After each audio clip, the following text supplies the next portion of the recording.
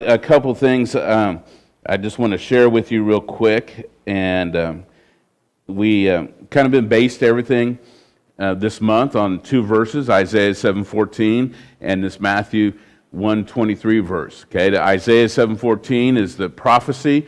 This Matthew verse shows us how the prophecy was fulfilled. A virgin will be with child and will give birth to a son, and they will call him Immanuel, which means God with us. And oftentimes we go through different times and we feel alone, or we just don't know what to do. And it's just a comfort to know that God is with us. Sometimes my kids, even though they're a little bit older, they're still a little bit, unsure about things. Now, I say they're a little bit unsure about things, but this week they rode the MRT by themselves for the first time. They were pretty confident about it. Dad was the one that was unsure, okay?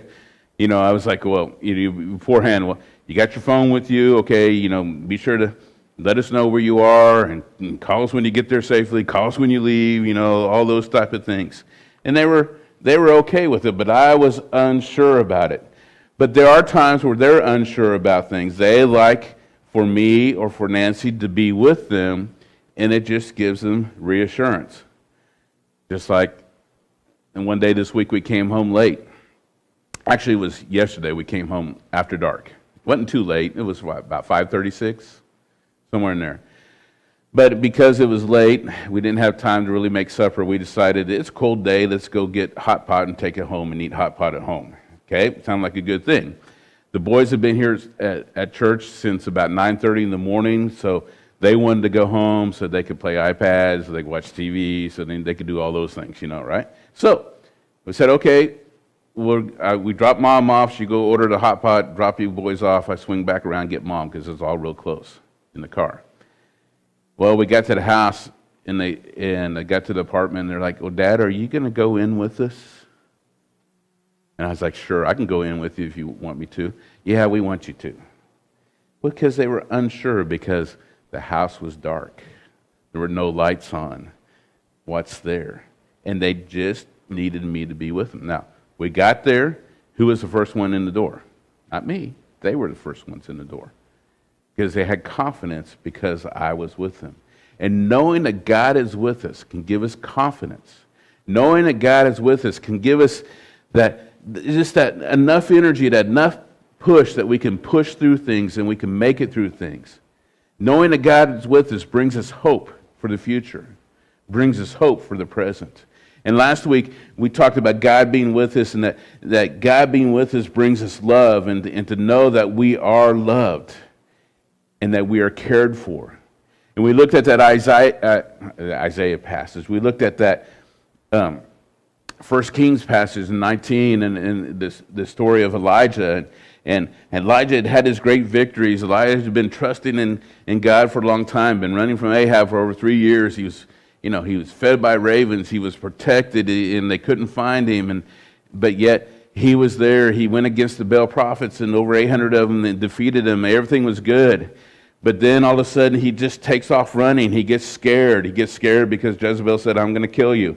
And it scared him, and he took off running. And we found how far he ran, and he ended up in the wilderness. He was in a place he didn't know where to go or what to do. He was in a place where he was feeling all alone.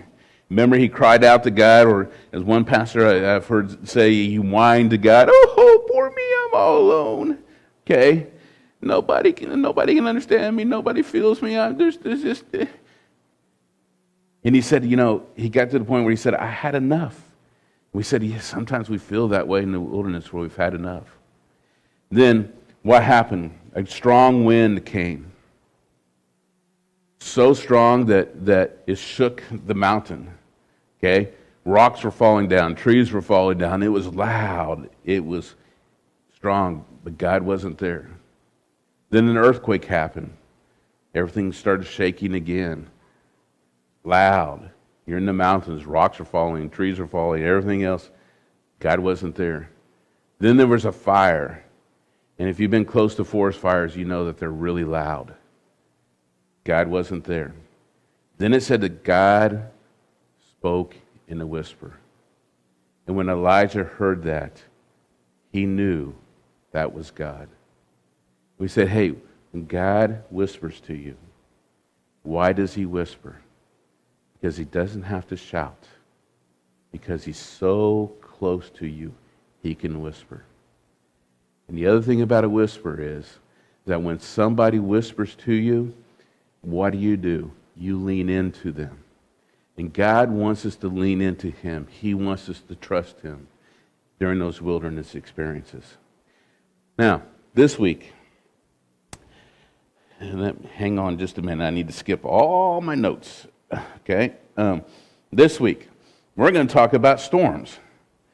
And Hein and Roa and their family are going through a storm. They went right now with Roa last night. This morning, they're going through a storm. And we go through storms. It doesn't matter if we're in the mountains or tops or we're in the valleys or we're somewhere in between. If we're in that wilderness, we are hit with storms. I showed you a picture last week of backpacking that trip. It took about 23 years ago in the wilderness in Wyoming. And on that trip, I was with three other friends. Actually, I was with three other, they are all brothers, but they were friends of mine. I was with them. We were back there. We had been for about 6 days. And there was something I needed to do because I knew that after that backpacking trip, and within a couple of days, I was coming to Taiwan at least for a year. I thought only for a year at that point, but that was 23 years ago. And I had been to Taiwan earlier that summer for about 5 weeks. I came back, went on this backpacking trip, did a few other things, and I was ready to come back. But I knew that there was someone I needed to go talk to. And it was one of my sisters, and she and I were not getting along very well at that time, and we have different opinions about why. How that goes with brothers and sisters, and we had different opinions about why. But I knew that I probably should go and talk to her before I left. Now, my friends were on the backpacking trip. One of them kind of knew a little bit about what was going on. We talked, and throughout the week, one of the brothers was a pastor, and he was just like, you need to go. You need to leave a day early. We're so close to where she lives. You need to leave a day early, go out, go visit her, and then we'll come out the next day. So that's what I did. And I walked out that afternoon, walked back. The idea was I was going to walk back to where the pickup or the truck that we drove there was. It was going to be a good walk, probably 4, 5, 6 hour walk coming out. And then when I get there, I would just sleep in the truck that night. I get up the next morning, go visit my sister, and then I come back and pick them up and go. So I'm walking out, and I've told you about part of this already. Part of my walking out was right about dusk. The sun was going down. It was still light, but it was getting hard to see. And I came up over the top of a ridge, and the trail went down through a valley, and there was something big and black down there in that valley, and I couldn't decide if it was a grizzly bear or a rock. And I knew I had to go forward. I had to press on, but I was a little bit scared. But I finally pressed on, and it happened to be a big rock and not a grizzly bear. Just my imagination getting with me. But shortly after that, it was before that. One of the reasons I was late was before that was we had a storm pop up. Now, in Wyoming, it doesn't matter what time of year it is. The skies can be blue, the sun can be shining, and then 5 minutes later, it can be hailing and raining and the wind blowing hard and everything else. And then 5 minutes later, the sun can be shining, the skies are blue and everything else. Storms just pop out of nowhere. One of the good things is they usually don't last long. But I'm on this trail, I'm walking down this trail, and we had one of those mountain thunderstorms. And mountain thunderstorms, one of the things about it is because you're in the mountains, they are very loud. Another thing about it is because of the part of the trail I was in, the trail was going through a bunch of tall timber. And one of the things they always stress to you about safety in thunderstorms and being outside, if you're camping, hiking, and things like that, is what do? You don't stand close to what? A tree. The trail was about as wide as this aisle. Trees on both sides. What am I going to do? It's a storm of life. Do I keep going? Well, at first it was like, okay, I just keep going. It's raining. Yeah, the rain is cold because high altitude. The rain was very cold, but that was okay. I'm hiking. I'm warm. But then it started hailing. Do I go get underneath a tree and let lightning strike the tree and me have, bad health that way? Do I keep walking and get hit on the head with hail? What do I do? It's something that we face, and the same thing when we face storms. What do we do? And sometimes the storms of our life cause us to do desperate things. Now, some of you are going, well, why did you do that day? Well, I started to stop and to get underneath the tree, but I thought, no, that's dumb. Because, lightning was flashing all over the place and thundering. It's like, I shouldn't do that. So I went out and started hiking down, keep on going down the trail, and I thought, well, maybe if I kind of run down the trail, maybe I can find a safe place. Well, I started running, and the hill started off really small, what we call pea-sized hill, but then some bigger chunks started coming, bigger chunks, and I hadn't gotten hit yet with one of the bigger chunks. But they were around, and I was like, well, this is not going to work either, because when those hit me just right, my friends tomorrow when they're walking down the trail will find me and ask me if I'm okay. Okay? So, I took off my backpack. It was desperate measures. I held my backpack over my head and tried to walk down that way. It didn't work very well. The backpack was heavy. It was awkward. But as I said, it's in Wyoming. The storms are a short time. We often face storms that aren't short times. Sometimes the storms are longer. So in the valleys or in the mountaintops, we have storms. We face storms, okay? Storms can be bad. Storms can be good. I'm trying to find my place in my notes, so hang on with me. And where we are, okay? So here's what we're going to do. We're going to look at storms in our lives. We're going to look at storms and what storms are. And when I said the storms of life, we simply put, they are difficult times that we face. Hard times that we face, things that we go through. And we're going to look at a couple stories in the Bible about storms. Actually, we're going to look at 3 storms. So I'm going to apologize to you now. I'm going to try to talk fast, but this is going to be a little bit of a longer sermon, okay? Because there's just so much stuff I wanted to share with you. So the first story is about the disciples and Jesus, okay? In Mark chapter 4, we see, actually, it's on the screen there. Mark chapter 4, verse 37. It said, a furious squall came up. That's one of those storms I was talking about, one of those storms that just comes out of nowhere, okay? And it was a squall, so it wasn't a small storm. It was a big storm. The wind was blowing. There was lots of rain. There was lots of lightning. There's lots of thunder. And Mark, when he wrote this down, remember, Mark is his gospel is basically the story of Peter, and we think that it is probably Peter telling him all these stories and telling these things that happened down. And Mark says, we need to write all this down and let everybody know. And so Peter's giving this, and Peter's saying, it was a furious squall. Remember, Peter was a fisherman. He's used to being on the water and storms coming up. But this one was so big, it caught his attention. He remembered it, and he had to describe it a little bit, a furious squall. And the waves broke over the boat so that it was nearly swamped. Okay? That is a big, big storm. Jesus was in the stern. Remember, Jesus is close by. God is with us. It's part of what we're talking about this week. He's close by. He was in the stern. What's he doing? He's sleeping on a cushion. Okay? Disciples woke him and said to him, Teacher, don't you care if we drown? Now,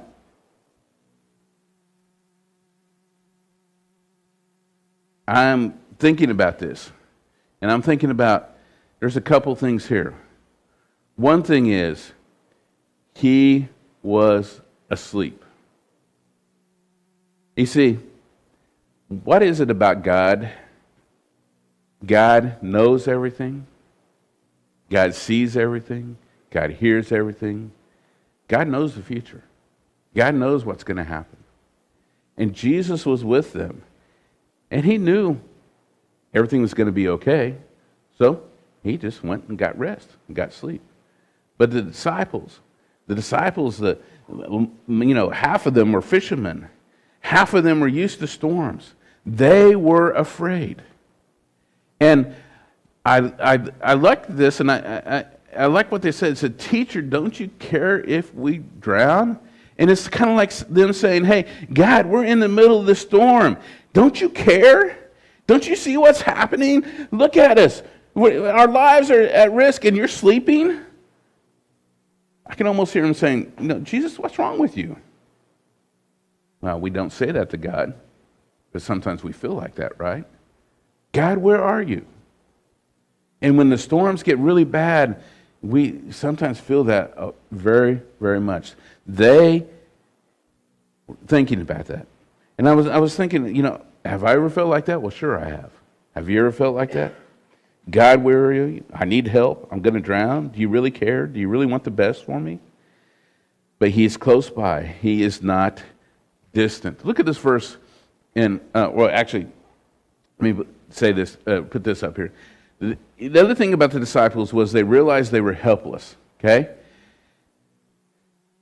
What was probably the first thing they did when the storms came up? Being fishermen, being used to boats and knowing boats, they probably tried to outrun the storm, right? Or to outmaneuver it or get around it. This summer, when I was back in the States, and I've shared this with you before, I went to go see what's called a pastoral counselor. It's just like a counselor, but it's biblically based. But it was about a little bit over an hour to an hour and a half drive away from where I was. The first time I went, actually my sister's boyfriend took me. I don't want to explain all that, but my sister's boyfriend took me, okay? And he took me because he's the one that introduced me to this pastoral counselor. He had been seeing him himself because he's my sister's boyfriend's in his 60s. My sister's in her 60s. He was a widower, and so he got connected. He had been connected with him for a long time, but he had been seeing him because of this, and so he connected me with him. So he said, I'll take you the first time. That I need to go to that town anyway, do some business. I'll take you. So I went there that morning. We did the counseling. We went and had barbecue because that's what you do there. You go have barbecue for lunch. And at lunchtime, we heard a report that the storm was coming. So we got on our phones and started looking, and sure enough, and I wish I would have taken a picture of it. It was very, very clear. There was just a big line down the map. And in front of the line, there wasn't many clouds. It wasn't clear, but behind the line, lots of clouds. If you change it over to the storm intensity, where you see the yellow, the purples, all that, nothing in front of that line, but right behind that line, purple, red, deep reds, purples, oranges, yellows. And we were eating lunch, and we were like, well, that storm's coming, and we're going up this way. Well, should we try to get out in front of it? Well, yeah, but we need to finish eating first, because that was a priority. So we finished eating, we got in the car, actually in his pickup, and we started driving, and we're looking at the clouds and everything else, and going, man, that looks pretty intense storm. And he and I were talking about it, and I was like, okay, I got my camera out, I was going to take some pictures of the clouds, and I looked at my cloud pictures, and they just didn't come out too well, so I didn't show them to you. But flip back to the radar, and I was like, okay, here's the highway, here's the storm, it's getting closer, and I said, man, it's about to hit us. And we started talking. He's like, well, maybe I should turn right on this next road, and maybe we should go east, for a while and try to get out in front of it before we go north again. And about that time he said that, all of a sudden the pickup rocked because the winds hit us. No rain yet, but winds. And it rocked back and forth. And I didn't have my seatbelt on because I was trying to, take pictures, and so I was trying to adjust. And I told him, I was taking a video at that time, and actually on the video you can hear me say, I think maybe I should put my seatbelt back on. He said, yeah, I think that's a good idea. That storm was about to hit us. We tried to outrun the storm. They probably tried to do things, but they got to the point where they realized they were helpless. And so they turned to Jesus. Sometimes in the storms, we try to do things on our own before we turn to God. Turn to God a little bit earlier. All right, look at this verse in Psalms. It says, the eyes of the Lord are on the righteous, and his ears are attentive to their cry. See, God is close by to us. He sees us. He hears us. They cried out to Jesus, Lord, save us. Okay? And he heard them, and he responded to them. So it says this, he got up, he rebuked the wind and said to the waves, quiet, be still. And the wind died down and it was completely calm.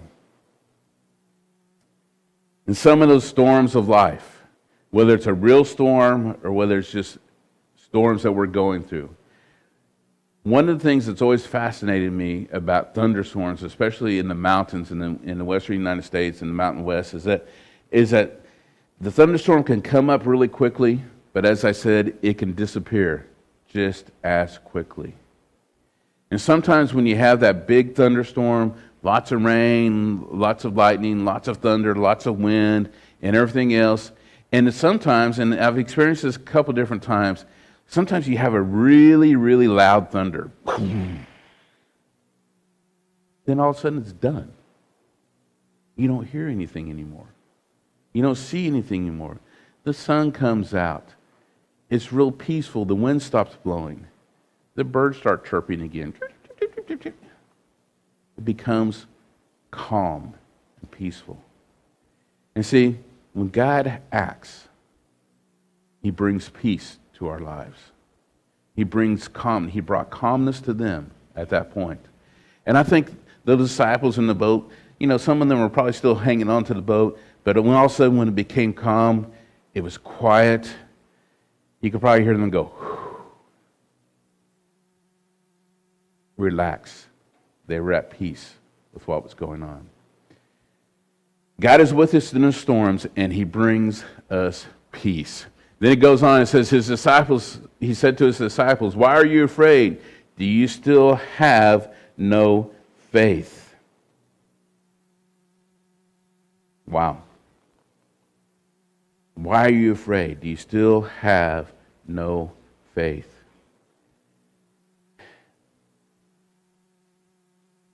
See, the disciples turned to God in the middle of the storm. They were able to see his power at work.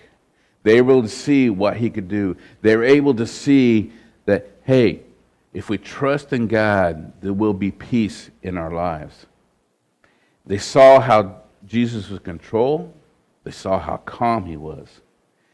And I think when he said this, I think he was not saying this to point a finger at them and said, oh, you bad disciples, why are you afraid? But I think he wanted them to remember this moment, because they would go through many storms later. We know Peter, for example, was crucified himself because of his faith in Christ. Other disciples, were beheaded, were killed, different things because of their faith in Christ. They were tortured, they were imprisoned. Those were storms they were having to go through. And he wanted them to remember this. Have faith in me. You don't need to be afraid. I'm near. I can bring you peace. They were terrified and they asked each other, who is this? Even the winds and the waves obey him. It was a lesson they wouldn't forget. And sometimes when we go through storms, what it does is we make it through that one storm, and it helps us to trust God in the next storm as well. So for them, it could be the same thing. Charles Stanley says this. It says, allow that adversity to call your faith to action rather than into question. He goes on, he says, adversity reveals the areas in which you need to act in faith and not in fear. For facing storms, it could be God saying to you, you need to trust me. You need to have faith in me in this time. When hard times come, Stanley goes on to say to yourself, now is the time to use my faith in a new way. The more you use your faith, the greater it grows. Early on in his ministry with them, they had a faith experience of trusting God in the storm. It would help them in the future. So, there are some different things about storms. Some storms are self-made, and I don't think I need to talk about that very much. I think you know that. That's usually my storms. They're just, idiot decisions I make, or something I say, or something I do or don't do, or whatever else. Those are self-made storms, okay? Some storms are caused by God, like the storm we just talked about. The storm came up, and God puts it into our life for a different reason. But there are other storms that are caused by others, and sometimes these are the hardest storms to take. This is maybe when your boss makes a bad decision, or maybe you have invested into a group and they make a bad investment and you lose money. Well, those are storms in life, okay? Or somebody, makes a wrong choice. We had a storm in life, 5 or 6 years ago when, the scooter driver was driving way too fast, and yes, I did pull out, but he was way, way, way too fast. Those were the storms, and they cause problems in our lives. So those are sometimes storms that are hard to take and hard to deal with. You think about Bible stories, Paul and Silas thrown into prison because somebody was mad because their business was reduced because people stopped buying idols. That's a storm caused by somebody else, okay? Stephen, in Acts, he's preaching the good news and he's stoned to death. That's a storm. That's a major storm caused by somebody else. So bad management, bad decisions, etc. So we look at those storms and we think, well, there's different kinds of storms, but there's something else about storms. And we're going to look at another storm story and learn some more things about storms. Another storm, we come to Acts chapter 27, and Paul is a prisoner. If you go back through Acts, I think about 22 or 23, Paul is arrested. He's brought before several different people. At one point, Paul says, hey, I'm a Roman citizen. I appeal to Caesar. So he was going to be sent to Rome to appeal to Caesar, to appear in front of Caesar to have his case heard. So in chapter 27, what we find that Paul is placed under guard. He's already arrested. He's under guard, but he was placed under a Roman centurion. His task was to take Paul and other prisoners back to Rome. So they had to, go by boat. They had to go by sea, and it wasn't one boat that went directly from where they were to Rome. They had to go stop at different ports and get different boats. So the trip was filled with difficulty. It was filled with lots and lots of difficulty. Okay. And in this, one of the things that we find, I'll go here to the next slide. One of the things that we find is that there are some things about storms that are the causes of storms. Okay?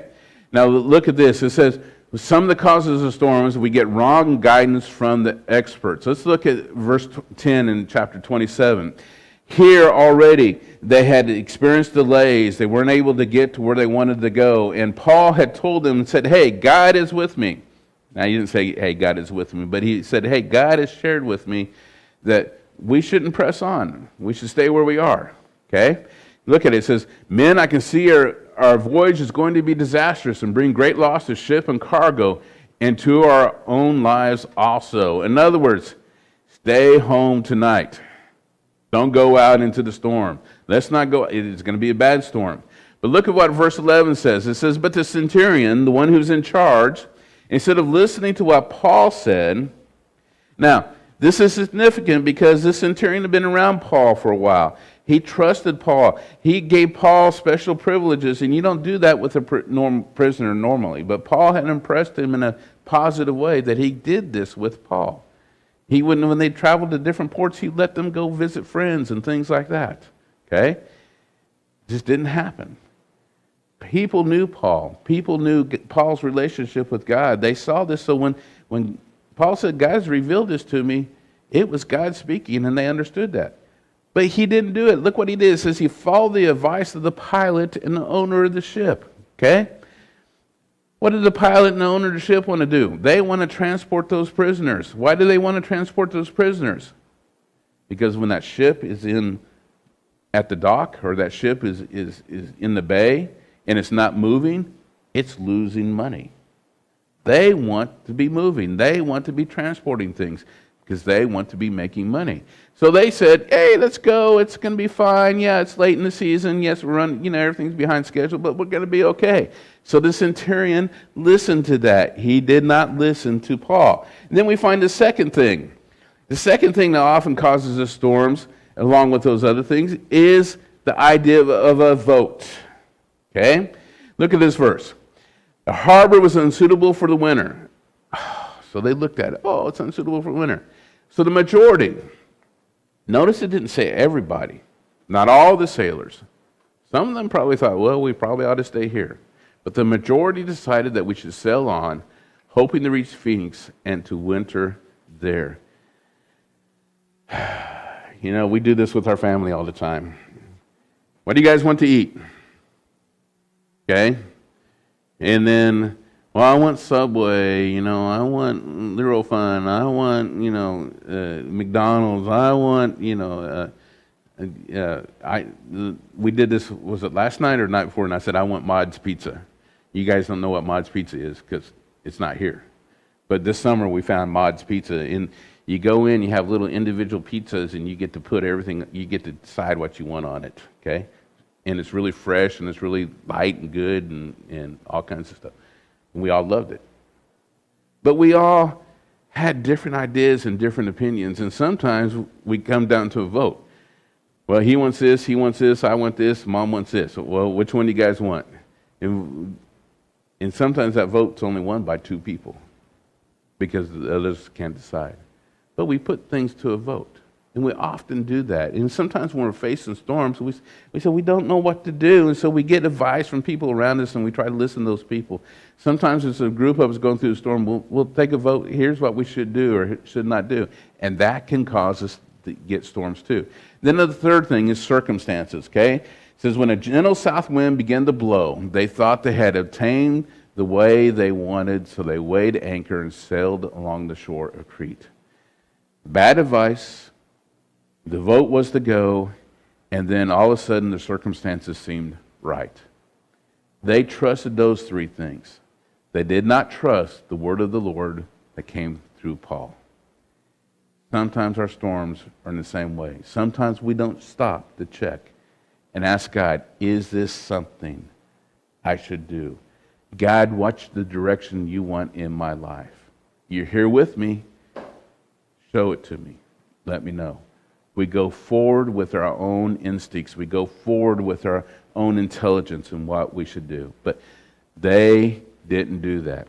Now, the other thing about storms, real quick, is that they can hit suddenly. Made that point already. Sometimes storms never seem to let up. Have you ever been in those kind of storms? It's just kind of like you go to bed at night and you hope when you get up in the morning things have changed, but nope, they're the same. Sometimes even worse. Sometimes they never seem to let up. And sometimes storms cause us to rationalize desperate measures. Okay? We would do things in the middle of a storm that we wouldn't do normally. And we say, well, it's because of the storm. It's because of the storm in our life. Okay? Look at this verse 20 in chapter 27. When neither sun or stars appeared for many days and the storm continued raging, we finally gave up all hope of being saved. They were trying. They were trying to outrun the storm. They were trying to endure the storm. But after days and days, they gave up. And that storm raged night and day. There was no let up. And they're on the boat. It's rocking. The wind is blowing. The rain is coming. Okay? And when we get hit with storms too, sometimes we get up. Maybe the storm in your life right now is things just aren't working out the way you want them to, or the way you thought they would. Maybe the storm in life you're dealing with is a relationship problem. Maybe it's a work problem. Maybe it could be because of your boss or your coworkers, or maybe it could be just in the work itself. It just doesn't fulfill you. It's not something you get up in the morning and think, oh boy, I want to go do this today. And it's a storm for you. It's a difficult for you. Sometimes the storms are caused, like I said, by other people, and they seem to continue to go. You know, I've talked with different people on different things, and I've experienced different things and different things. And I've heard people talk about, well, you know, our relationship's doomed. There's no hope for us. We just need to end it, move on with life. Some people feel stuck in their jobs. It's their storm, they never stop. Some people, and you may be feeling this or maybe felt this in your life, it's like, I'll never meet the right person. I'll never find my husband or find my wife. We have families here that have gone through the storm of thinking maybe they will never have a child themselves and having to endure that. Some of you are in a storm of life where you just feel sad, you feel depressed, and you wonder, am I ever going to be happy again? Am I ever going to feel that peace and that calm again? The storms continue to rage. Men,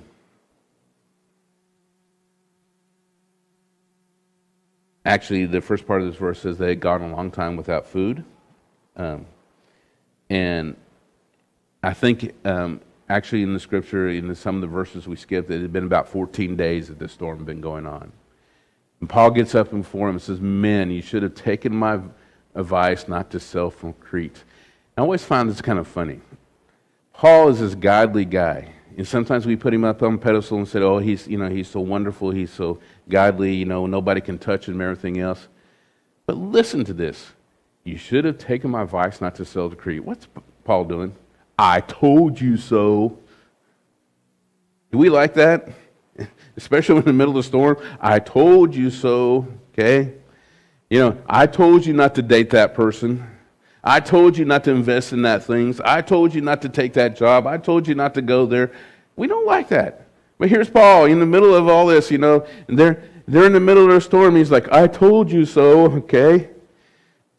Then you would have spared yourselves from this damage and loss. Well, what damage and loss was it? Well, they had taken those desperate measures that I mentioned about. They threw all the cargo overboard. And this ship was still taking on water and still in danger of sinking, so they got rid of all the tackle that they could. In other words, they threw sails into the ocean. They threw ropes into the ocean. They threw everything into the ocean they could to lighten that ship. Now, they did keep a little bit of grain, but they threw a lot of the food out. They threw everything away. And he said, hey, if you just would have listened to me, this wouldn't happen. And then look what he says in verse 22. But now I urge you to keep up your courage. This has been a horrific, terrible storm, but keep up your courage. You can make it. He's basically saying, hey, we will not be destroyed. Okay? Not one of you will be lost.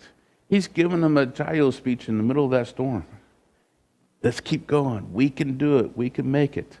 And perhaps that's the message we need to hear today. Perhaps that's all you need to hear. Keep up your courage. Keep trusting in God. You can make it. Don't give up. Keep on going. It's been a battle, but you can do it. Then he goes on. Verse 23. Last night, an angel of God, whose I am and whom I serve, stood beside me. Okay? What's he saying to him? God is with us. One pastor I saw one time, he was using these verses, and he said, right now, he said, all around us, and you can go to the passage of Elisha and say, you look at this too, and it's all around us, there are angels. So he actually, started giving high fives to angels around him, imaginary angels. Okay? God is there beside you. He is there with you. And He is there in ways we don't understand, we can't imagine. He sees everything that's going on. He has angels there fighting for us. He has things going on. He is beside you. So God is always with us during the storms. It goes on and says this, but everyone deserted me. Okay? This is 2 Timothy. This is Paul talking again. And Paul's talking about, his life and things that happen. He said, but everyone deserted me. All my friends left me. I'm all alone. He's kind of got the Elijah experience going on here. But when he said, what did he say? But the Lord stood at my side and gave me strength. God is with you in the storms. He can give you strength. Look at this verse. Psalm 16:8. I know the Lord is what? Always with me. Therefore, I will not be shaken, for he is what? Right beside me. See, when you feel that way and you're feeling in the middle of that storm and you're ready to give up, just remember, God is there with you. All right, then back to Acts 27. Paul said this, or God said to Paul, the angel said to Paul, do not be afraid, Paul. You must stand trial before Caesar, and God has graciously given you the lives of all who set sail with you. Paul, you're going to make it. You're a prisoner, so you're chained down to the ship. The ship's not going to sink, because if the ship sinks, you're going down with it, you die. But you're going to go stand before Caesar. You're going to make it. And not only that, I'm going to protect the lives of everybody around you. God says, hey, I got this. You can trust in me. Paul wasn't there on that ship in the Sea of Galilee, but Paul had heard that story. Paul knew the story about Jesus being asleep in the stern. And Paul knew that. Paul drew on many other experiences of his life, and he knew he could trust in the Word of God. Trust in what God said. Keep up your courage, men, for I have faith in God that it will happen just as he told me. See, here's the thing. We can't control our situations, no matter how we try. We can't control or prevent raging storms from hitting us. We can't control what other people do, think, or say. But what we can control is our own thinking. We can control what we say. We can control who we trust and put our faith into. God is with you. And when you believe that, and when you embrace that, and when you accept that, and you trust in what God says, then you will have peace. And it's a peace that in that Philippians verse surpasses all understanding. It's a peace that the world can't understand, but only you can understand, because God is with you. Peace is found in the presence of a good God. Right? That's where true peace is found. It's different from the world's peace. Think about it. How does the world say we get peace? I listed 1, 2, 3, 4, 5, 6, 7. I listed 8 things here that I thought this is how the world says we get peace. First thing I put down was possessions. Because I looked around in my house and said, oh, man, why do we have so much stuff? Possessions. Okay? We're constantly hit with the message, buy this, it will make you happy. Buy this car, it will make you happy. What's wrong with your iPhone 6? Get rid of that. Buy an iPhone 45. That will make you happy. Have you ever noticed that? As soon as that new iPhone comes out, 3 months later, they're saying, oh, that one's not good enough. This one will make you happy. It's got a better camera. It's got more memory. It's got this. It's got that. We're always faced with those things. Buy. It'll make you happy. That doesn't work.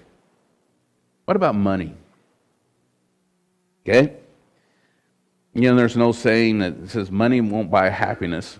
And that's true. Money cannot buy happiness. But then a lot of us think, it sure could help. Okay? And sometimes we think that way, but you know, or in my view, I was like, well, I don't know if it'll help or not, but I'd like to try an experiment to see if it would help or not. Okay? Money doesn't buy happiness. That doesn't buy us peace. What about relationships?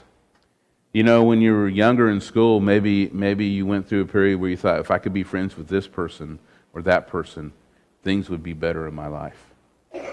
As we get older, we still do that. Maybe, you know, if I'm married to this person or that person, or if I hang out with this group of people or that group of people. You know, we look at Hollywood and places like that, and they're always talking about A-listers. Does that make those people happy? No. Does it give them peace? No. Love, again, if I can only find the right girl or guy, if I can only be married. acceptance. If only people would like me, then everything would be okay. Food, this is my personal favorite. Eat more equals happiness. Okay, I'm experimenting with that one. Been trying to do that for years. It's not working too well. Okay, but we could try that. What about entertainment? If I just watched my favorite TV show, things would be good. If I could go see this movie, if I could, play basketball, if I could do these sports, if I play games, if I could go camping, I could say, usually when I go camping and when I'm there afterwards, I'm like, oh, that's just so peaceful. That was just so restful. We look for things to give us peace. And what about the last one I put was, and I wrote this one last night, it says self-sufficiency. And I said, if I could just take care of myself, I will be happy. And those things won't bring us the peace and the happiness. Only presence of God in our lives can bring us true peace, a peace that lasts. Hang on with me for another few minutes because we got one more story to go, but I'll try to do this quickly. Isaiah says this, "You will keep in perfect peace him whose mind is steadfast because he trusts in you." How do you keep your mind steadfast? You trust in the Word of God, spend time praying to God, spend time thinking about God, spend time serving God. You train your thoughts to think on God. It says this, God is our strong refuge. He is truly our helper in times of trouble, Psalms 46. God is simply this. He's what you need. He's your safety. He's your strength. He's your comforter. He's your source. He's your redeemer. He's your sustainer. He's your provider. He assists you, and He is your salvation. He gives you all those things because He is there with you, and all those things will give you peace. Then it goes on in Psalms and says this, "For the reason we do not fear when the earth shakes and the mountains tremble and the depths of the sea, when its wakes crash and foam and the mountains shake before the raging seas." Okay? Why? Because you go back to that first verse, He is our refuge. He is our strength. Okay? So then the last thing I want to go through is peace in action. And this is a story that some of you know well. It's a story of Meshach, Shadrach, and Abednego. And I'm not going to read the story. You can find it in Daniel chapter 3. Shadrach, Meshach, and Abednego were three people that were into captivity in Babylon, three men. Basically, the king made an edict. The king said, here's a statue. Whenever you hear the music, you need to bow down and worship the statue. And they said, no, we're not going to do this. And it was a trap. It was a trap for them. Other people told on the king. The king brought them before them. And the king said, well, I'll go ahead and read the scripture because I didn't put all the scripture there. But it said this, "I will give you one more chance to bow down and worship the statue I made when you hear the sound of the musical instruments. I'll give you a second chance." Okay? "But if you refuse, you'll be thrown immediately into the blazing furnace, and then what God will be able to rescue from my power?" Now, those Babylonian kings, those kings at that time thought that they were gods themselves, okay? And he's saying, nobody's more powerful than me. Look what the response was. Shadrach, Meshach, and Abednego replied, "O Nebuchadnezzar, we do not need to defend ourselves before you."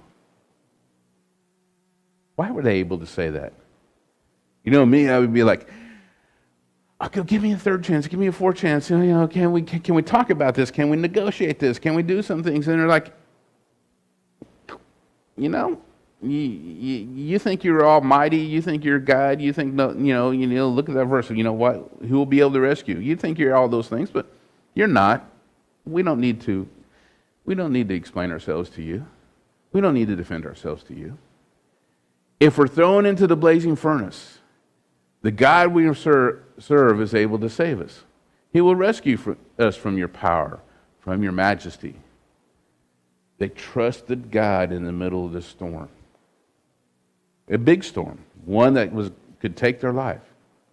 It goes on and says, "But even if even if God doesn't save us, we want to make it clear to you, your majesty," they showed proper respect, "that we will never serve your gods or worship the gold statue you have set up."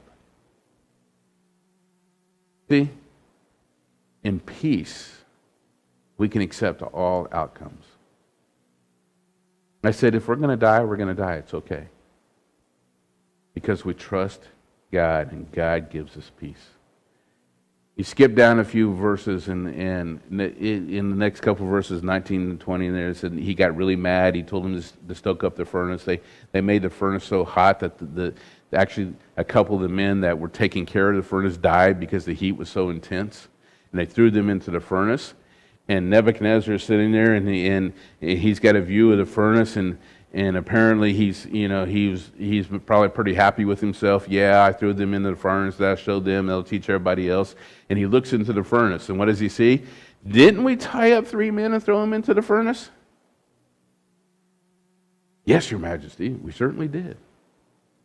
And he says, what? He said, look, really? Junda? Are you sure? Am I crazy? Something wrong with my eyes? I see 4 men unbound, walking around in the fire unharmed. And the 4th looks like a god. Look what John says. Jesus speaking. I have told you these things that in me you may have peace. In this world you will have trouble, but take heart. I have overcome the world. Nebuchadnezzar saw 4 people in the furnace. God was with them in the furnace. He calls for them to be taken out of the furnace. They came out of the furnace. Their clothes weren't singed. They didn't smell like smoke. Then nothing wrong with them. They had been walking around in that furnace. God was with them. They trusted God in the middle of the storm. Nebuchadnezzar was able to see that. Can you see that God is with you? He's with you all the time. Whether you see Him or not, whether you feel Him or not, He is there. When you turn to Him, when you trust Him, put your faith in Him, that's where you're going to find true peace. Because peace is found only in God. Let's go to God in prayer.